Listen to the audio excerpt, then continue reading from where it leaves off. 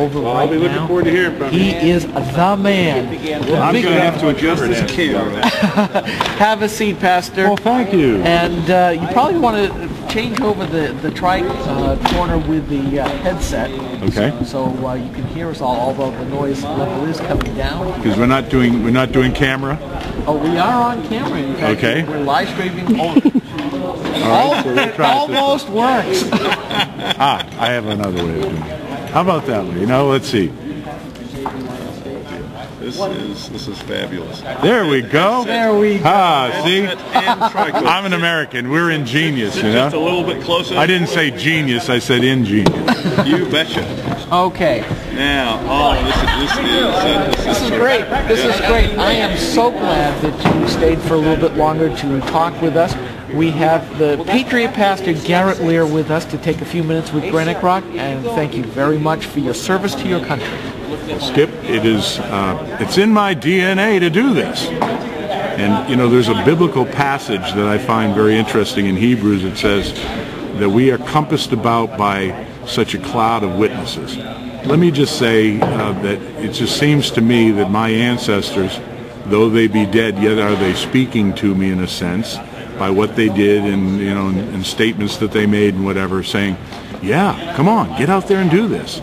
This is what we wanted you to do. This is what needs to be done. And of course, as I said in my brief speech there, the price of freedom is eternal vigilance.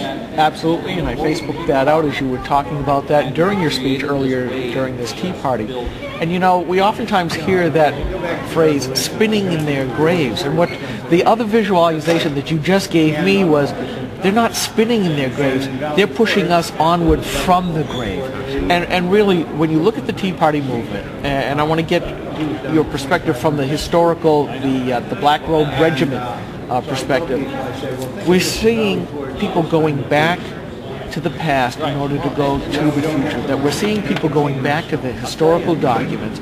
We're going back to the historical philosophical principles of why we are such a great country and how come we've drifted so far. So, every time you go out, this is what you do. You always talk about that history. Do you feel that people really are taking that in? I believe, Skip, that this is probably, let's just say in the last 12 calendar months, the best in my entire life, and I'm in my 64th year of life and been doing this a long time. More and more people are waking up to the fact that we're talking about restoration, renewal, revival, and so forth. We're talking about, we've got a roof that's collapsed, we've got sides that are falling out, but we still have a foundation. We can build on that foundation, and of course, as people have found here in New Hampshire in some very rich areas, they're not going to let you razz that whole house. If you keep the foundation, they let you build a new house on the foundation. So more and more people are awakening. And yesterday, where I was speaking in Augusta, Maine, somebody walked up and said, "You've got an awful lot of people copying you these days. They're saying what you said." I said, "Well, people contact me all the time. Can I use that quote? Can I use?" I said, "I don't have any copyright on stuff. All I say to you is if you don't want me to visit you, make sure if you copy it right."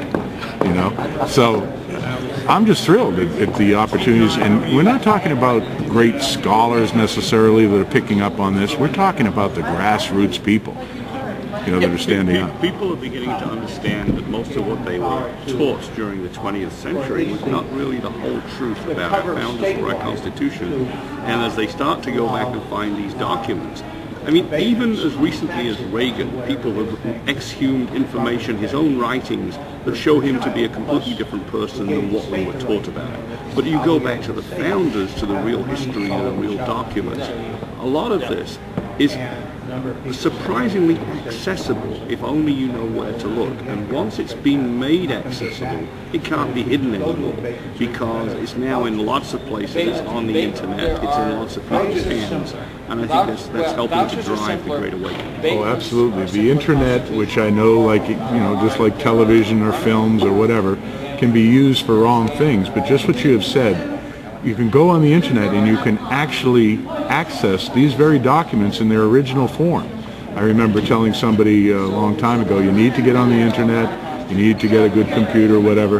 And by the way, why don't you look up the old Deluder Satan Acts of 1643 in Massachusetts that basically started public education, and find out what they thought public education should be and why. So they're reading the original documents. The original manuscript documents has made a big difference. And I think it's miraculous in many respects that, Skip and Mike, that these documents still exist, because I can tell you there are some people that are revisionist historians, they don't want the story told, but they just as soon destroy the documents.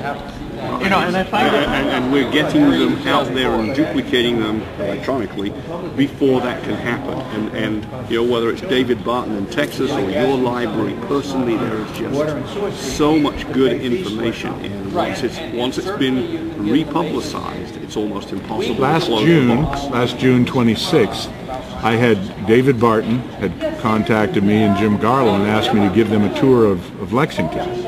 I had them stand on the very spot where the 8 people were killed by the British, who fired on them first. They fired the first shot on that, and it was amazing. Their eyes lit up. I said, "You are standing on the very spot where they died. And by the way, if that grass is green, it's not because of Scott's Miracle Ground. It's green because of the blood of the martyrs." And I'll tell you, everybody's eyes went up. And one guy said to me, Skippy said, "I felt a chill go from my heel all the way through the top of my head." You know, I'm sitting here in the visualization, and here's somebody who is in revolutionary garb talking about the thing that will lead us through is probably the most advanced form of communication mankind has ever had, the internet. And I just find it a little, jarring's not the right word, but certainly it means that the old can't just rest on its laurels, but you have to embrace the new in order to bring that which is good along with it. Well, you know, one of the greatest things that ever happened in the history of mankind was Johann Gutenberg in the printing press. Yes. It made knowledge and, of course, the Bible affordable to the average person. That before that, affordable and accessible. Gutenberg, in fact, brought us Tom Paine. How could you have had Thomas Paine and his pamphlets without the printing press? And see, when you mention Thomas Paine and Common Sense, which I more endorsed that one of his publications, one of my ancestors was a printer and published that, and that was very important towards moving a lot of people to the Patriot cause that were not with the Patriot cause when they read that. So the issue, you know, people laugh when they see me with a cell phone or something, you know, standing dressed like this with a cell phone. But see, in the day, for example, when the French brought us 20,000 Charleville muskets to Portsmouth, New Hampshire, 20,000. Before that, we did not have a better firearm than the British. They made sure of that. But when the French brought that, we had a technical marvel of a 44-inch barrel, 69 caliber, that made a big difference. They embraced that technology. Some patriots, the colonials, were still using bow and arrows down in North Carolina. They didn't even have rifles. They didn't have muskets. They used hatchets. And now we have the ability for the ordinary citizen who only needs the dedication and the will to do it, all this off-the-technology stuff to do and become the next town criers for their community. Well, in fact, we have a town crier sitting in front of us, well, on both sides of the desk, I would say, because Skip is also the town crier for the modern age. And if you look at Skip and his assortment of technology, he certainly is taking the best domestic and imported to get the word out. Yes. Well, I'm going to ask, I know the time is running short, and I know I've gotten a couple of eyeballs in my way. Everybody has pretty much cleared out of the gym except for us, and I've still got all this stuff. So I'm usually the first that comes and the last to leave. Yeah, well, I'll beat you for the last to leave title, and I was definitely the first one here today. Yeah, actually, I think I got here at 9:30. I was outside. I didn't actually get inside here, but we've been here since 8:15. Oh, okay. We got in early. We asked for the Skip, person with the key. You must be a descendant of a Minuteman. Well, always ready. Thank you very much. There you go. Now, we had talked about a while ago, and we have yet to do that, but you're willing to do a series with Granite Rock on a number of topics. I just want to check in with you. You're willing to do that? Absolutely.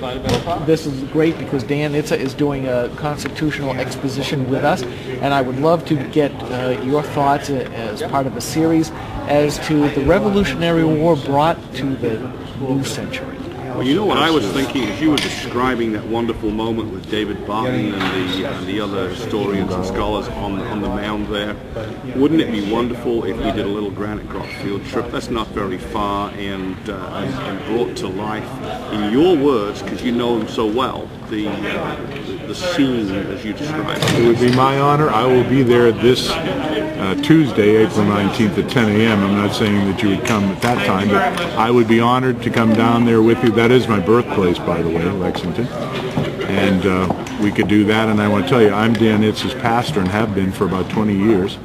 And I was the one that actually convinced him that a man like he needed to go into the political realm, because I saw in him a true statesman. Absolutely. The And he has not disappointed me at all. Yeah. The engineer, the historian, and the practical legislator all wrapped up into one. Yeah. What a formidable force.